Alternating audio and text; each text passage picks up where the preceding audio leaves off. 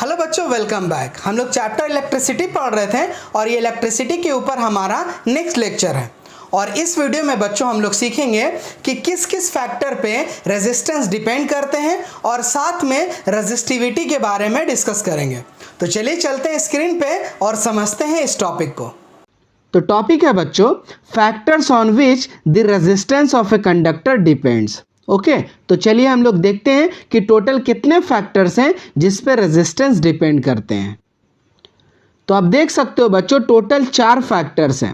पहला फैक्टर हमारा है the resistance of a conductor is directly proportional to its length, यानी कि जो रेजिस्टेंस है बच्चों वो डायरेक्टली प्रोपोर्शनल होगा लेंथ के। इसका क्या मतलब हुआ? इसका यह मतलब हुआ बच्चों कि जितना बड़ा वायर होगा आपका उतना ज़्यादा रेजिस्टेंस होगा और जितना छोटा वायर होगा उतना कम रेजिस्टेंस होगा। तो पहला इक्वेशन मैंने लिखा बच्चों, R is proportional to L।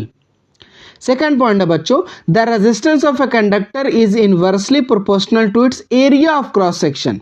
इसका क्या मतलब हुआ बच्चों? इसका यह मतलब हुआ कि जितना बड़ा एरिया होगा रेजिस्टेंस उतना कम होगा और जितना कम एरिया होगा रेजिस्टेंस उतना ज़्यादा होगा। तो सेकंड स्टेटमेंट क्या निकल रहा बच्चों? R is inversely proportional to. Third है बच्चों, nature of the material of the conductor. ये भी डिपेंड करता है बच्चों कि वायर जो है वो किस मटेरियल का बना है, आयरन का बना हुआ है या फिर कॉपर से बना हुआ है या एल्युमिनियम से बना हुआ है। तो ये भी आप याद रखिएगा कि हमारा जो थर्ड फैक्टर है वो है मटेरियल। फोर्थ है बच्चों टेम्परेचर। याद रखिएगा कि जो रेजिस्टेंस होता है वो टेम्परेचर पे भी डिपेंड करता है। तो मैंने आपको 4 फैक्टर्स बताया बच्चों और ये चारों बहुत ही इंपॉर्टेंट है। फर्स्ट मैं आपको बताया कि R is proportional to L, यानी कि resistance is proportional to length of the wire. Second में आपको बताया R is inversely proportional to area of cross section. Third में आपको बताया nature of the material of the conductor और fourth में आपको बताया बच्चों टेम्परेचर। ओके, अब ये 2 स्टेटमेंट जो मैं आपको लिखा हूं इसे याद रखिएगा, इसे हम लोग नेक्स्ट टॉपिक में यूज करने वाले हैं। तो नेक्स्ट टॉपिक हमारा है बच्चों रेजिस्टिविटी। तो चलिए समझते हैं कि रेजिस्टिविटी किसे कहते हैं। देखिए बच्चों, मैंने अभी आपको बताया था कि R जो होगा वो डायरेक्टली प्रोपोर्शनल होगा लेंथ के और R जो है बच्चों वो इन्वर्सली प्रोपोर्शनल होगा एरिया के। अब ये दोनों इक्वेशन को हम लोग यूज करते हैं, इक्वेशन 1 और इक्वेशन 2। देखिए क्या होगा, क्या हम इसे ऐसा लिख सकते हैं, R is proportional to L by A। Clear है ना, फ्रॉम 1 और 2। अब यहाँ पे देखिए बच्चों, यहाँ पे एक प्रोपोर्शनैलिटी का साइन है। तो मैंने आपको बताया प्रोपोर्शनैलिटी का साइन जब भी हटता है तो क्या होता है कि इज इक्वल टू आता है और एक कांस्टेंट टर्म आता है। तो यहाँ पे जो बच्चों इज इक्वल टू के साथ जो कांस्टेंट टर्म लगेगा ना उसी को कहते हैं बच्चों रेजिस्टिविटी। क्या कहते हैं बच्चों? ये जो आपको सिंबल दिख रहा है ये सिंबल किसका है? रेजिस्टिविटी का है। समझ गए बच्चों क्या है? अब मैंने स्टेटमेंट क्या लिखा पहले इसे थोड़ा समझ लेते हैं। It is defined as the resistance of a conductor of unit length and unit area of cross section. अगर आप यहां से रेजिस्टिविटी निकालना चाहोगे बच्चों तो देखो आप रेजिस्टिविटी क्या लिख सकते हो, ध्यान से देखना। रेजिस्टिविटी इज इक्वल टू लिख सकते हो बच्चों RA अपॉन L। क्या लिख सकते हो? RA upon L। बात समझ रहे हैं? तो ये अगर आपको रेजिस्टिविटी का अगर कहीं पे यूज करना पड़े तो यहाँ पे हम लोग इस फॉर्मूला को इस्तेमाल कर लेंगे, RA अपॉन L। अगर इसका आप SI यूनिट देखोगे वो होता है ओम मीटर। क्या होता है बच्चों? ओम मीटर।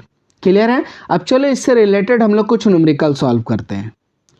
क्वेश्चन है बच्चों, compute the resistivity of the given material whose resistance is 2 ohm, area of cross section and the length are 25 centimeter square and 15 centimeter respectively। यानी कि क्वेश्चन में बच्चों आपको रेजिस्टेंस दिया हुआ है, आपको एरिया दे रखा है और आपका लेंथ दे रखा है और पूछा है रेजिस्टिविटी बताइए। इजली हम लोग फाइंड कर लेंगे क्योंकि फॉर्मूला हमें पता है। तो चलिए सॉल्व करते हैं। तो देखिए बच्चों, रेजिस्टेंस 2 ओम, लेंथ 15 सेंटीमीटर था, इसको मीटर में कन्वर्ट कर लिए, हो गया 0.15 मीटर। एरिया आपका 25 सेंटीमीटर स्क्वायर, इसको कन्वर्ट कीजिएगा मीटर में तो हो जाएगा बच्चों 0.25 मीटर स्क्वायर। किस तरह से हुआ, 25 को हम लोग क्या किए 1000 से हम लोग डिवाइड किए तो ये कैसे बदल जाएगा मीटर स्क्वायर में, है ना। तो आ जाएगा बच्चों 0.25 मीटर स्क्वायर। अब हम लोग रेजिस्टिविटी के लिए क्या जानते हैं, RA/L होता है। इसको हम लोग डिवाइड कर देंगे बच्चों, तो डिवाइड करने पे आ जाएगा 3.333 ओम मीटर। ये है बच्चों रेजिस्टिविटी। क्लियर है। चलिए एक और क्वेश्चन बनाते हैं। तो क्वेश्चन है बच्चों, the length and the area of wire are given as 0.2 metre and 0.5 metre square respectively. The resistance of that wire is 3 ohm. Calculate the resistivity.